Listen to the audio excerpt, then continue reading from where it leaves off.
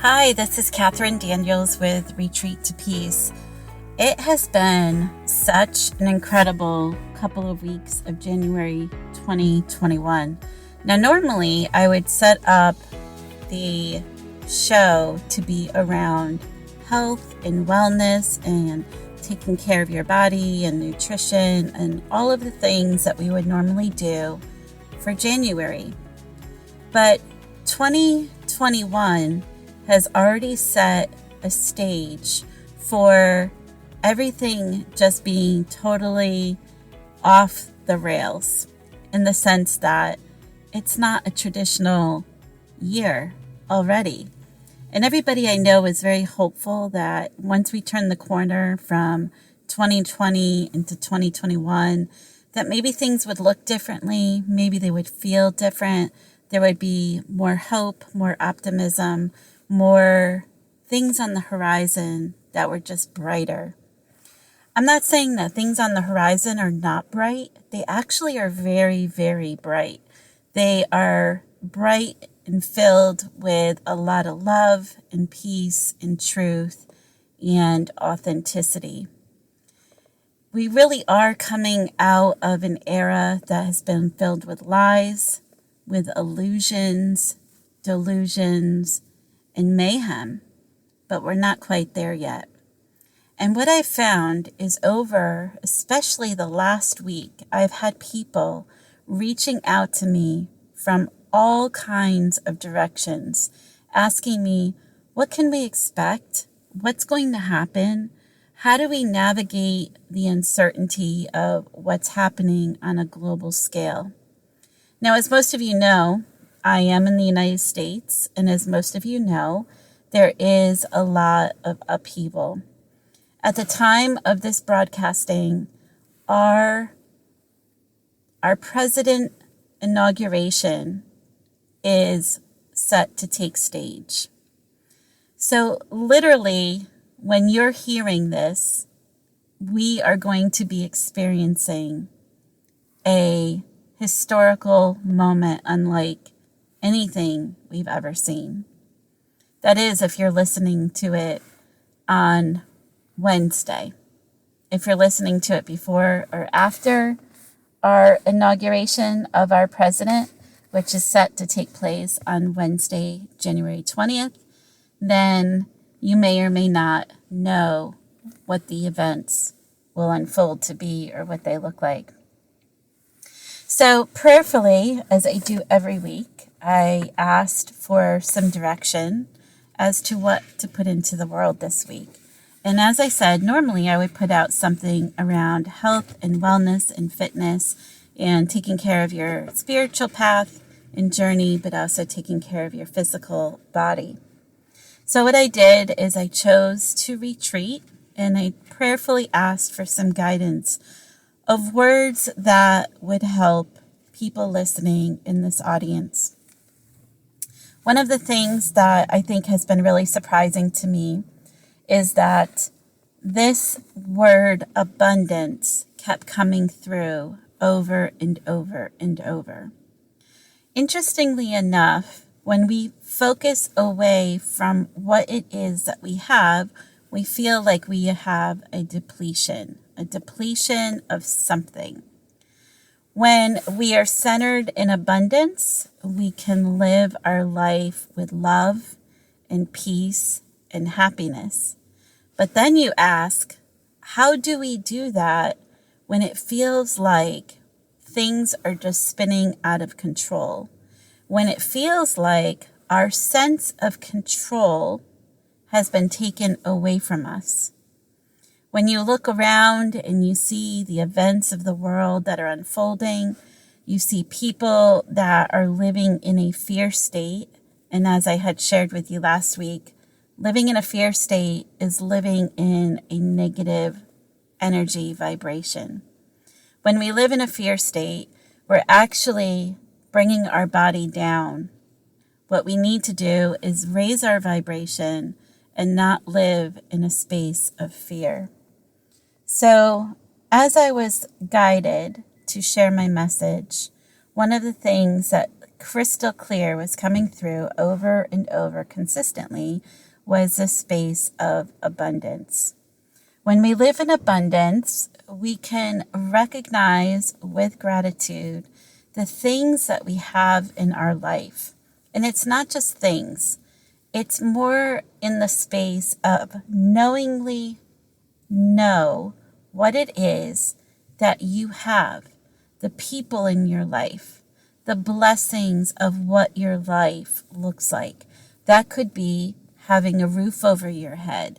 That could be having clothes on your back, having food in your belly, having an abundance. But with that, there are these unseen things that create abundance. One of them is love. Love for your family, love for your friends, love for your higher power. Also, your happiness. Well, where does happiness really come from? Where does that resonate with you? I like to coach people that when they're looking for this piece of themselves called happiness, think about the things that bring you into your Zen state. Think about what it is that you do that you thoroughly can get yourself into a place where you're just lost in what it is that you're doing. When we're in our Zen state, that also puts us in a place of meditation. My daughter, when she creates art, she goes into her Zen state. You could literally be standing in front of her and she will half hear what you're saying because she is totally focused and doing what it is that she loves. Hours can go by, but to her, they seem like minutes. Look for the things that put you into your Zen state. That also serves as a meditation.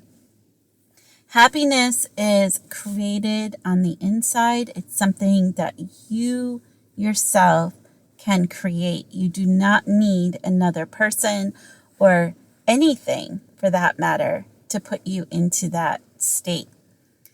That also is going to create a space of living in peace. And this is the key component right now that people are really, really struggling with, is how do I find my centered peace? I want to reassure every single person listening to this right now that you do have the ability to go inward into this inner space and create this abundance of peace. The way you do this is you do get yourself in that Zen state of grounding. You do surrender to your higher power, knowing that all the events of the world that are unfolding, they are outside of our control. They are outside of our control, and there's really nothing we can do except be accountable for the space that we live in. It is so vitally important right now that more than ever, people are taking and releasing the trauma that they are holding on to. As we are going into a place of uncertainty and fear and just really not knowing what's ahead, it is so, so important that you are doing things to detox the body, because your body is holding on to negative information on a cellular level, which will manifest into disease for most people. Make sure you're getting a lot of water to flush your system. Make sure you're eating your healthy foods. Make sure you're doing some sort of exercise.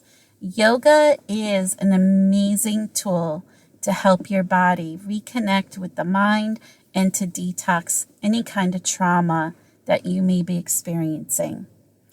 Another really, really important tool is make sure that you're journaling.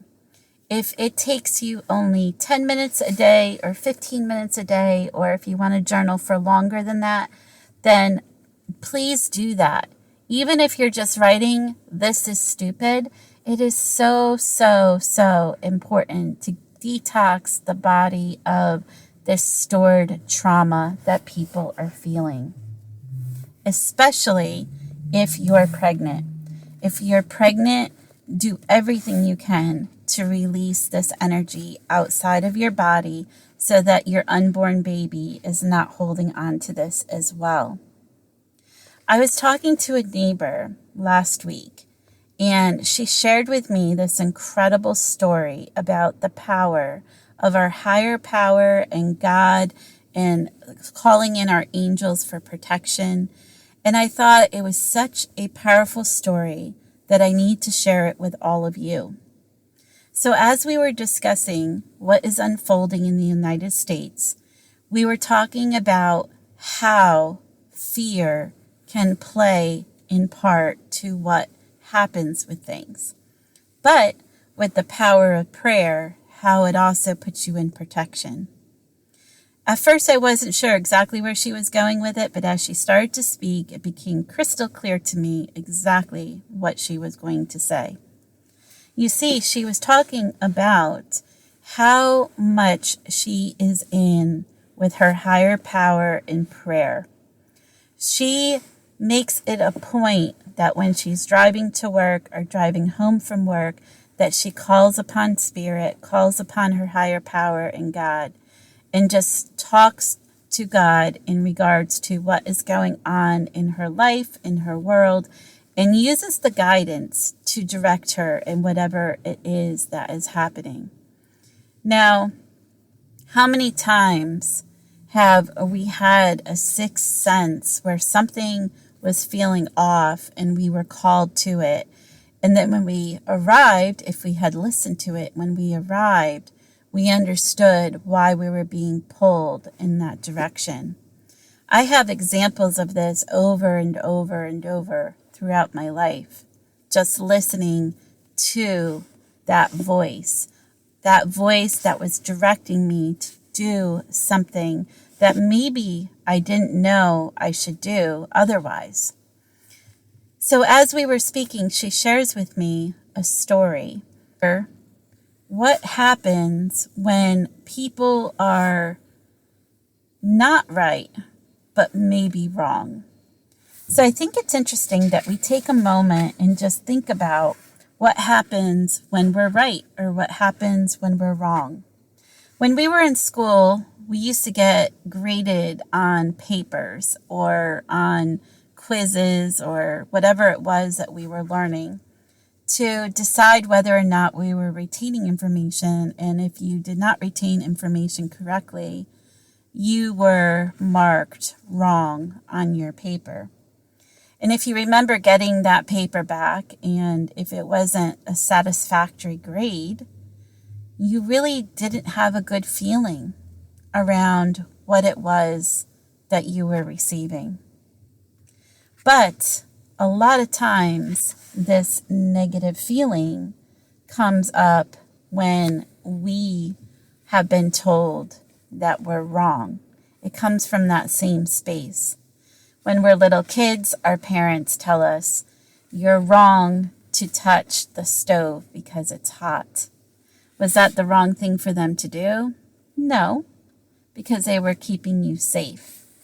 But what happens when someone is trying to convince other people that they are wrong?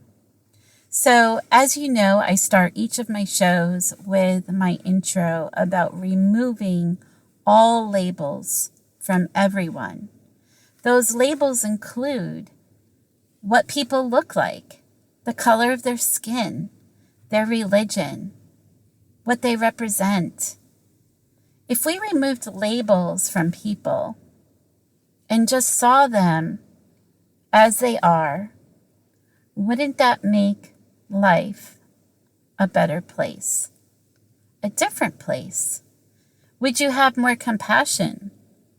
Would you have more understanding that maybe we're not as far off the mark with one another because we are all souls traveling in these bodies? When people don't convince someone else of their mindset, they often categorize the other person as being evil or tyrant or whatever it may be that they label this person. But then, doesn't that make us human? Because we all have the ability to have these mindsets, to use our mind and know that we are able to decide different things about our circumstances. But here's the thing. It's always subject to interpretation. Right versus wrong is always subject to interpretation. And when we least expect it, just like life, something happens. And again, everything shifts, everything changes, and again, it's subject to interpretation. I'm calling on all of everyone to find ways to find a balance, find ways to make it a point to come from a space of abundance, of peace, of love, of happiness. If things are not working out in the sense that it's pulling you down into a negative space, take that and undo it. Just undo it. Turn off the news, whatever it may be, undo it. As we look at moving forward, look at ways that you can lead other individuals to live in a higher space of gratitude and abundance. Try to look at things for how they really are, not how you would like them to be. It's easy to fool yourself when things aren't the way that you wish they were. But take your time. Trust yourself. How do you find the truth? You know, when I was a little girl, I was literally beaten over the head over and over and over that my mother did not want me. I was 3 years old and then 5 years old the last time I saw my mother. And for years and years and years, I was told, your mother didn't want you. You were abandoned. You were this, you were that, all of it. So growing up as a little girl, the only way I could compartmentalize it, which is a very normal thing for a child, is to put it in a box over there where it sat. And I didn't touch it. And I just left it there. And I took all the facts that I was given at that moment in time and put them in the box too. But guess what? One day a letter showed up and it specifically said that she wanted to get together with me. Well, at this point, I'm already an adult. I'm already full-blown into my adult life. And do you know that when I got together with her, her side of the story was nothing like I ever expected.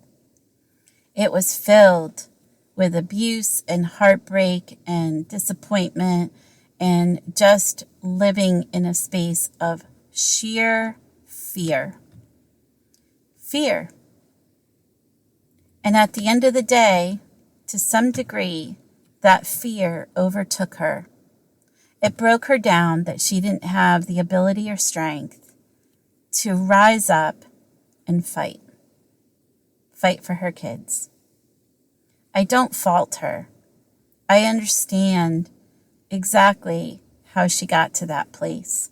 I understand the crippling effect of how she got to that place. But I ask, was it truth that she just abandoned us? Was it truth that she didn't want us? The answer is no. It was far from the truth. So I share this with you because when we are deceived, when we live in a place of illusions or delusions or lies, When we recognize these lies, we can also get into a space of feeling a lot of grief. We can get into a space where we're feeling a lot of anger and rage. But if you take a moment to take a step back and see things for how they really are, again, not the way you'd like them to be, but for how they really are, and then take your time to look at what it really is. What is the truth? Ask the questions. Ask the questions and take into account all aspects of everything. And look at what is coming to you from credible sources. Look at what is coming to you so that you can understand it. It's important that we know exactly where it is that we stand in our truth. But it is important to question, because somewhere the truth lies. But where does it lie? And how do we fit in with the truth? I think the reality is, for most people around the world right now, they are confused and unsettled with not knowing the truth. But let's be honest, who hasn't been lied to? I think everyone at some point in their journey has been lied to by someone that they fully trusted, by someone that they really cared about. And sometimes these lies are very small lies, and sometimes they're big lies. But it seems that sometimes when these lies happen, other lies manifest to cover them. There are people who will lie to you. There will be people that have been lied to and will come from a space of truth, despite the consequence, because they don't want you to feel the hurt and the pain. But who are the sources that you can trust? I ask you to pray over people's souls that have lied. Pray over their souls that they can be out of the illusion and the delusion and the lies. Pray over them that they can live in a place of truth and love and peace. It is so important that we do this to anyone who has dishonored us, who has violated our authentic space. We know that in the coming weeks, astrology is showing that we're going to be in a place where there will be violence. This will be a violent period for a period of time. And if this proves to be true, it is important that we continue to pray. It's important that we continue to journal, to remove the stress out of our bodies, to remove the trauma that we're storing. It's important that we continue to detox. Human beings are resilient. Right now, they're facing a wide range of challenges. Different people have different experiences. Different populations have different reactions to what is experienced in the world. I recently was reading an article about how suicide rates are continuing to increase around the world. I encourage you, please check on people you love. Please check on them, make sure they're safe. Make sure that you're offering to them the love and support. Also, make sure that you're reaching out to fellow people that really may be struggling and having a hard time. If you are experiencing a roller coaster ride in your dream state, please know that that is also something that a lot of people are experiencing. If you keep a dream journal, you can start to document what it is your subconscious is telling you. You can look up symbols and colors and some of the things that people would see in their dreams, and then use that to decode exactly what it is that is going on in your subconscious. I think it's important that as we go through this period of time, that we take the time to be gentle with ourselves, to know that we're going to get through this together and it's going to be okay.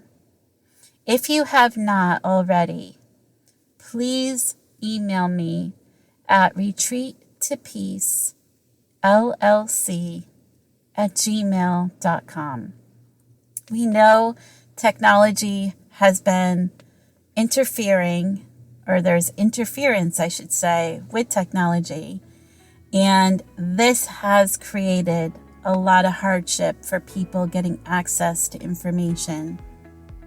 I encourage you to register with my website, which is being worked on right now. But I encourage you to send me your email address so I can update you with healing seminars and workshops and things that will be conducted so that you can be part of this journey, of this healing journey that is being done collectively. I'm excited to get started in my next interview, so please hang on a moment as I get that started for you. And as always, live in your authentic space and retreat to peace. Hey you, wherever you are in the world right now, thank you so much for being here with me. We know we live in some volatile times, and we know that the world is changing.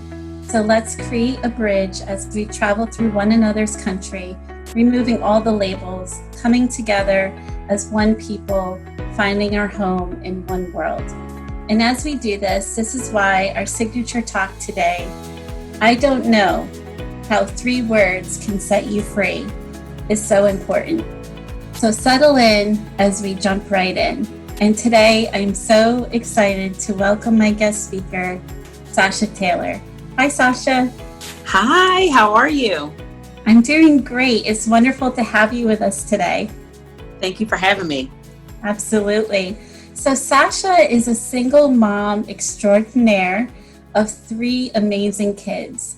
She's had to overcome so much in her life, including low self-esteem, verbal and emotional abuse, and she's had to learn how to love herself in spite of how others may have felt. She believes that we are all perfectly imperfect, and no matter our flaws, we are still beautiful and worthy of love.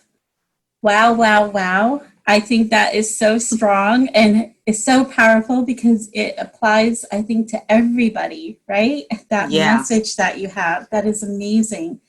So, Sasha, I know you're outside the Philadelphia area here in the United States, and I know that you are this amazingly beautiful, powerful woman and mom. Thank you. Especially to those 3 amazing kids. In your talk today, I don't know. Wow, how many times do people say, I don't know? But in your case, these words, I don't know, set you free. Mm-hmm. And that is amazing. So tell me a little bit about how that happened for you. So at some point in my journey of being a single mom and experiencing so many different ups and downs and things like that, at some point you come to understand that you are not going to have all the answers, and we're not intended to have all the answers.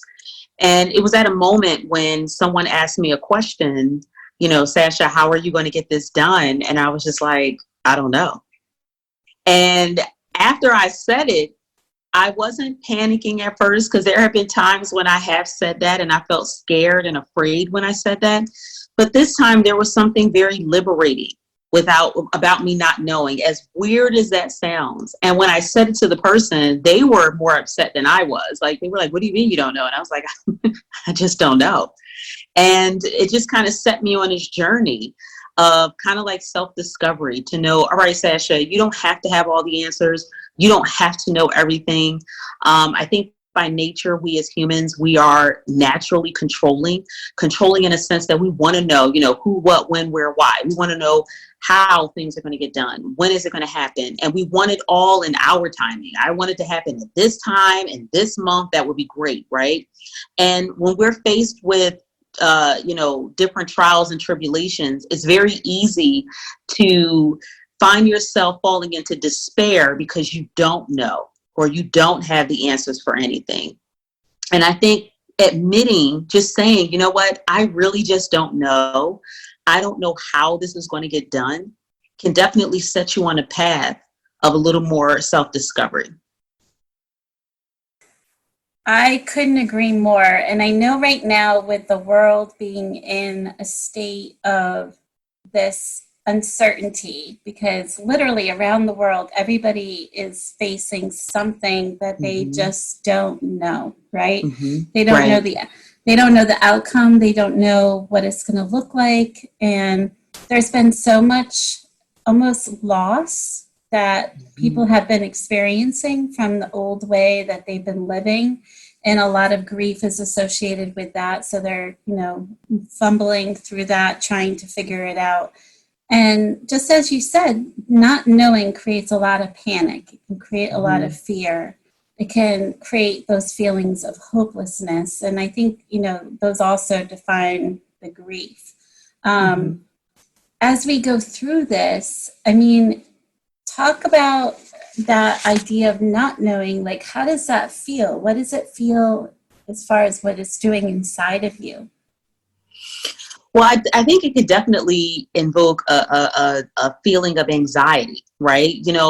Let's just say, case in point, there's a family of 4, and maybe the husband lost his job and he's the sole breadwinner. And now he comes home and he has to tell his wife, hey, I lost my job. And usually the first question that people ask is, well, what are we going to do? I think in that moment, because, in your mind, you're thinking about all the bills that you have. You got to take care of the kids. You got to feed the kids, right? You have to eat, you have to continue to live. So I think it can definitely create a sense of anxiety and a sense of panic. And I think one of the things that I want to put out there, I want people to change their perspective. Because oftentimes when we get into that panic and anxious and fearful mode, we're not thinking rationally, right? A lot of times we're thinking that we have to have all the answers and we have to do everything. But if you take a step back and say, you know what, I don't know how this is going to get done, and then start thinking about what can you do, that will shift, because now you start to come up with different ways and how you can overcome that situation versus before, when you were just like, I don't know, you're panicking, you're anxious. And sometimes when you're in those states of the fearful state and the fight or flight factor, you start making decisions that are just not the best decisions. But if you sit back and think about, hey, I may not know what's going on, or how it's going to happen, rather. I may not know how it's going to take place, but what I do know is that I can do X, Y, and Z. Maybe I can get a part-time job. This is something to think about. I'm just using that as an example, and when you start to think that way, a lot of the fear will start to subside. And I'm a firm believer, too, that I have a saying that I live by: when the student is ready, the teacher will appear. I feel like when we're ready to receive certain things, people will start to appear to give you to meet the exact need that you have, whatever that need is. I'm a firm believer in that. But it's hard to see that, right? When you're only thinking of your abilities, how you can take care of it, how I, instead of saying, you know what, I'm just going to step out on faith and do what it is that I can do and trust that everything is going to come together the way it's supposed to. That is beautifully said. And I know for people that are in that circumstance that you just described, there's so much pressure that they feel. And that feeling of not knowing the next step and not having control over the next step. But as you pointed out so beautifully, just knowing what it is you can control and work on those pieces, like getting a part-time Mm-hmm. job or doing something like that. I think that's so amazing. But one of the things that happens too when we don't know is we're actually kind of pulled back into a space where we are literally rethinking a lot of things, right? So it's a Mm-hmm. very, very humbling experience. But as we go through that process, it's not necessarily that, you're succumbing to something and you have to fall into a million pieces either.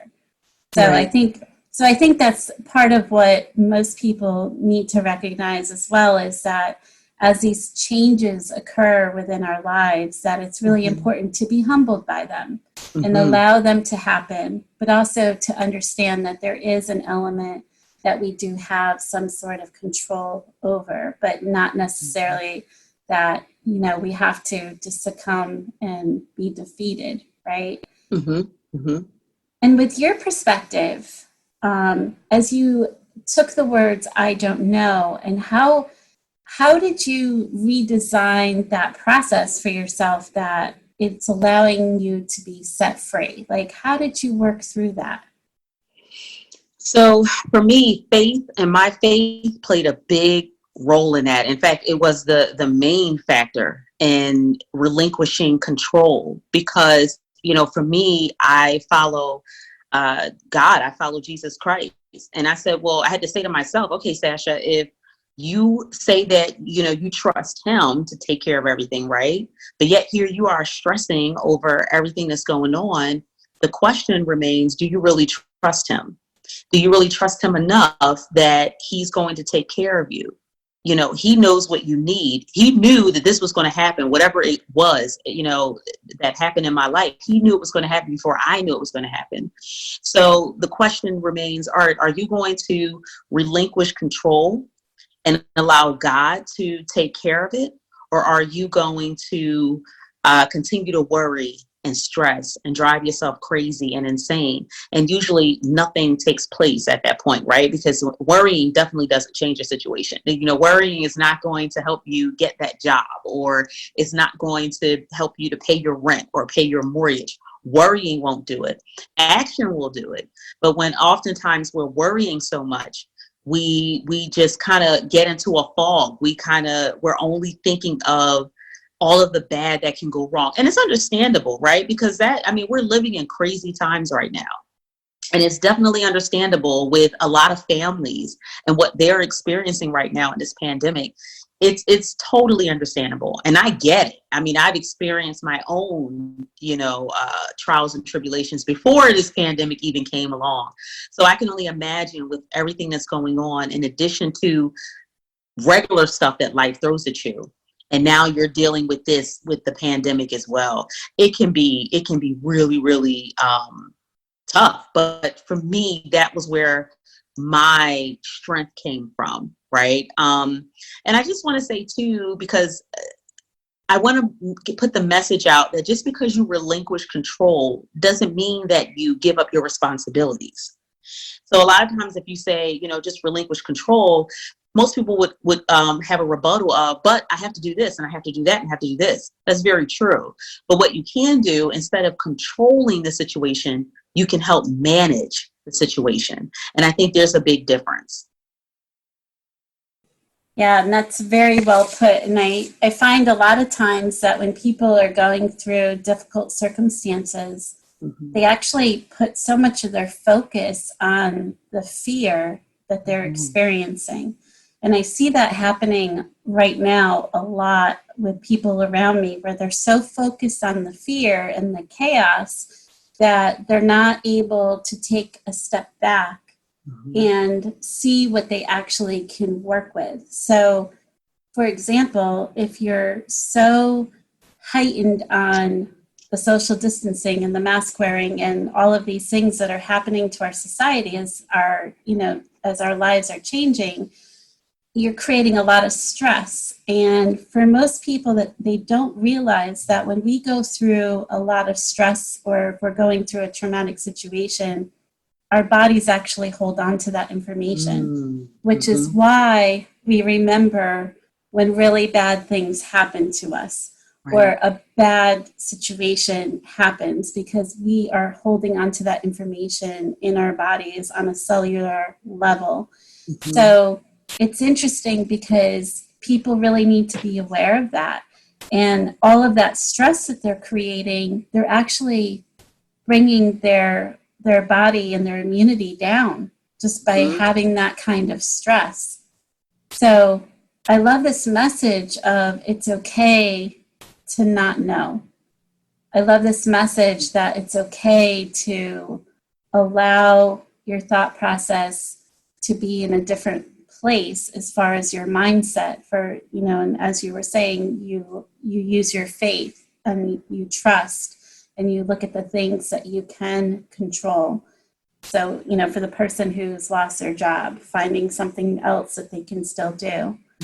But it's so powerful, what we do with ourselves and how we navigate the waters. It's just so powerful. But I think, too, knowing the outcome can also create a lot of pressure, right? I mean, we're humans, and of course we want to know the outcome, but sometimes when we know the outcome, that can create more stress and more anxiety. So maybe it's redesigning the thought process, like you said, and the mindset. But for people that already have a low self-esteem, for people that are in these situations that are different than other people, because let's face it, everybody is in their own unique journey. Everybody's in their own unique situation. For people that are living alone, they're struggling with isolation. They're struggling with not having the connectedness to other people. But then you have people that are together that maybe there's toxicity, right? What would be your advice for these kinds of people and kind of working through this, this way of the world right now? That's a tough one. So for those who are living alone, I highly recommend one of the best things you could ever do is to go, that's kind of tough now. I was going to say to be around other people, but it's kind of tough with all of this going on with the pandemic. Become a part of something. Volunteer somewhere. I would tell anyone, if you ever need a wake-up call from some of the things that you're dealing with, go volunteer and help other people who are less fortunate to you. I guarantee you'll walk away more humble, because that in and of itself, it helps you to look at your situation and say, you know what? I don't have it so bad after all. So whatever that is, if it's volunteering and feeding the homeless, I don't care. If you're giving out books, if you're, helping some children, helping elderly people, go and do something. We were not created ever to just be by ourselves. We are relational by nature. It's the way that we were designed. And I really believe that when we sit in isolation, it causes us to be selfish, right? Because we're only thinking about what's going on with us. We're only thinking about what we're going to do, how we're going to deal with it, things like that. When you start to get around other people, then that helps you to become a little more selfless, especially when you're helping other people that are less fortunate than you. And you get to talking to other people. And that's a big one too, right? We hold on to our stuff. And I get it. A lot of times people are ashamed of what they're going through. And we love to think that we're the only ones experiencing what we're experiencing. We all the millions of people that's in this world, and we can never seem to fathom that, there is somebody else who is probably experiencing the exact same thing, right? We think we're the only ones in our situation. Our situation is unique. No one else has ever dealt with it. And that is so far from the truth. On the flip side, if it's a person who is, on lockdown and they're living in a home with such toxicity, the best thing I can recommend is to try to get that toxic stuff out of your life as much as possible. And oftentimes people will look to other people for the answer when the answer is already within us. We already know what to do. right? We already know what we need to do. We're just afraid. And sometimes we're looking for confirmation. Like, oh, I know I need to do it, but let me go find somebody else that can kind of agree with me. So now I know I'm on the right path. We're so afraid of being wrong. We're so afraid of making the wrong decision. But I've come to learn that indecision is worse than making the wrong decision. So for those people who are in a situation where it's a sad situation, listen, we all deserve to be loved. We deserve to be happy. We all deserve peace and tranquility. I am a huge, huge proponent of peace and tranquility and no chaos. And I get it. Some people crave it.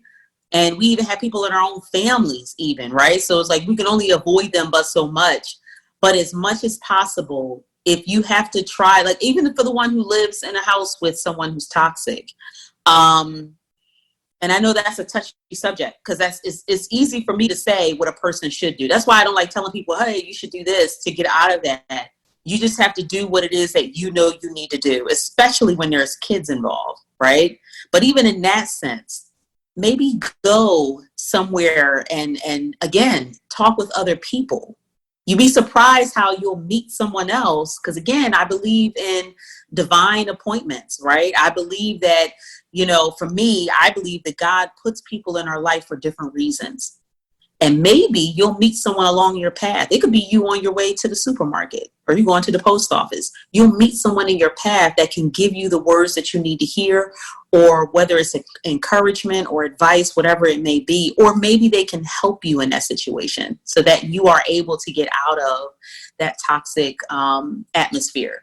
I really believe everyone deserves to live, especially your home, right? Your home is your haven. So it should be peaceful. Yeah. Yeah. And of course, there's always resources that people can utilize as well if they need to. But I think, in this period of time, there's so much turning inward within people because the things that they used to run to aren't available to them.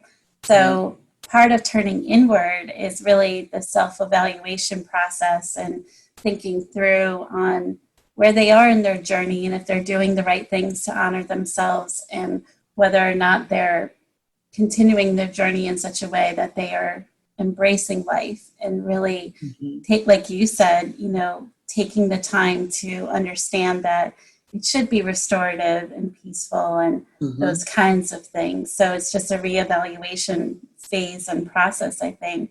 But I think, one of the things that makes you so incredible is not only your ability to communicate in such a ways with your poise, but also your life experience as a mom and all of the things that you do.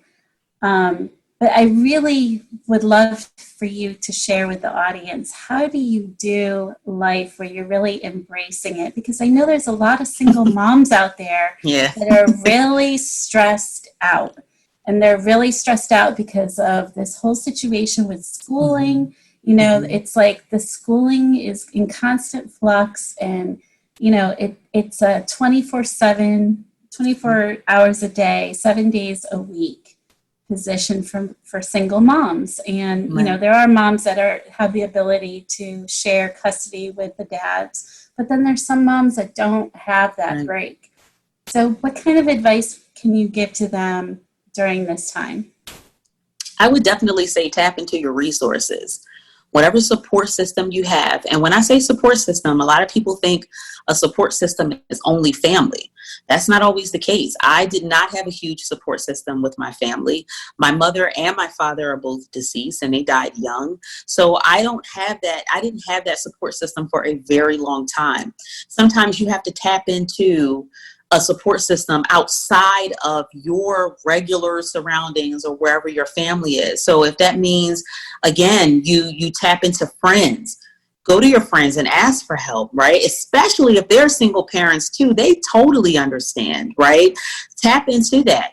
Don't be afraid to ask for help.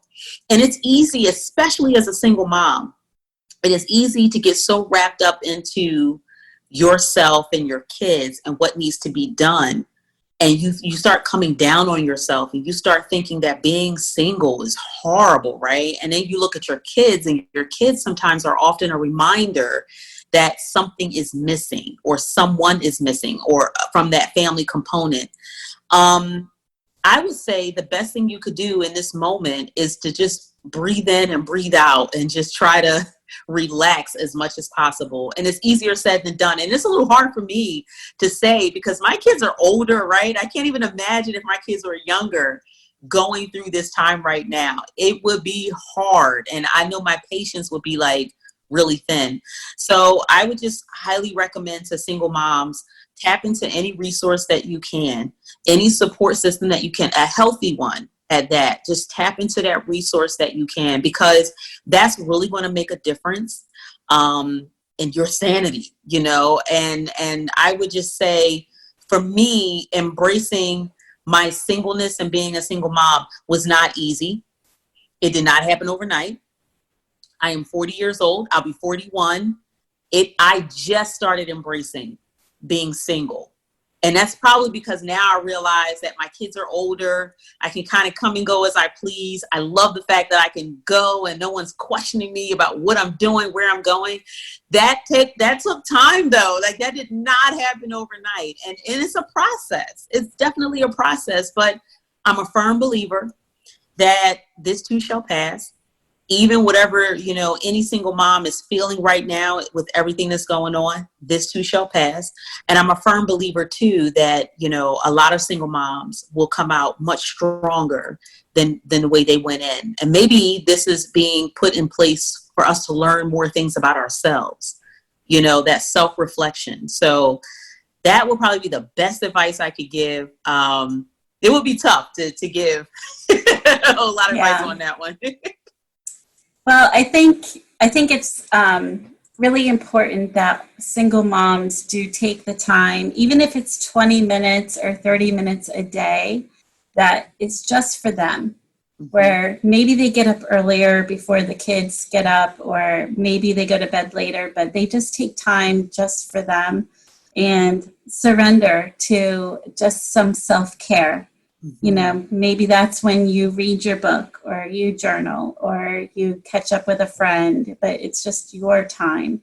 And I know that's some really good time, you know, especially when you're going through things that you're taking care of yourself, and the other things are put on the back burner temporarily. But I also think for single moms, that whole I don't know is so in their face too, right? Especially now. So I think it's like you said, it's so important to even quote unquote to create your family, right? Because like you didn't have your mom and dad, so you had to create your family so that you could have your support system. So creating your family is always a good thing to do, and sometimes that's not always somebody that you're related to, and that's okay. Right. That's okay. And what a valuable lesson for other, you know, people, like even your kids, that it's okay to be family with other people that aren't necessarily people that are, you know, blood related, right? Right. Yeah. So, and I think, you know, part of your I don't know message is just embracing the journey. Just really embracing the journey and appreciating where you are in that moment. But is there anything else that you had to offer the audience that's on your heart? I would just really tell people, just stop putting that pressure on yourself. You know, just take it off. And a lot of times we carry the weight of the world on our shoulders. And especially now, you know, so I'm not saying this to make light of what people are going through, because I get it and I feel for people. I really do. Just try to take that pressure off of you. Whatever release that you can do, you know, for those who have kids that are at home, go play with your kids. You know, go play a video game. I'm a big video gamer. I was raised on video games. And it's a great way to release stress, right? It's a great way. Read a book, like you mentioned, even with single moms. Even if you're not single, you know, and you're married, you can still do this as well. You know, put the phones down. That's a hard one, right? Because especially with everything that's on social media, we're always glued to our phones. We're always on Instagram, Twitter, Facebook. And sometimes you just got to take a breather away from social media. Shut the news off, right? Don't even look at the news, because if you watch the news, it'll have you going every which way. It'll have you feeling afraid. It'll have you feeling scared about different things, the future. Just shut it down. Turn the TV off sometimes even. You know, I think it gets better. It gets better. And I know that's so easier said than done, you know, when you say that to a person, right? I definitely don't have the answers. I would recommend for anybody who, you know, you worship, if you are a person who has a faith or religion, pray to your higher power. If you're a person who doesn't believe in God, maybe you believe in the universe, then you got to know that everything comes full circle. You know, everything gets turned around. We may be dealing with this right now, but it won't always be this way. So I would really encourage people to just continue to have that faith. If you're a person who prays, pray, and pray without ceasing, because if you don't, your sanity, you'll find yourself driving yourself insane, and your family and your kids if you're at home with other people as well. And just be easy on yourself, right? Yeah. Like, be kind to yourself. We're so hard on ourselves. Yep. You know, listen, no one has to tell us how to beat up on ourselves. We have a fine enough time doing that without anyone's help, you know, and we're always taught to be patient with everyone else, be kind to everyone else, but we miss ourselves in the process. So be kind to yourself, love yourself, be patient with yourself. It's okay. And again, it's okay if you don't know. And I think admitting that you don't know is definitely a big step. Yeah. Okay. And one last question. So if I were to pick up your earth angel feather off of the ground, what would your message to the world be? Just love yourself. The same thing. Love yourself. Be kind to yourself. Hug yourself. I love it. I love it. Seriously. Sasha, this has been so much fun. It's been such a pleasure to have you with us today. And thank you so, so much. I appreciate it. Thank you for having me. Yes. And if our audience would like to connect with you, they can reach you at Sasha Taylor 121831@gmail.com. And Sasha is SASHA. Taylor is TAYLOR. And that's 121831@gmail.com. Thanks again, Sasha. Appreciate it. Thank you. And that's all we have time for today. This is Catherine Daniels reminding you to live your authentic life with peace. And as always, retreat to peace. And we'll see you next time.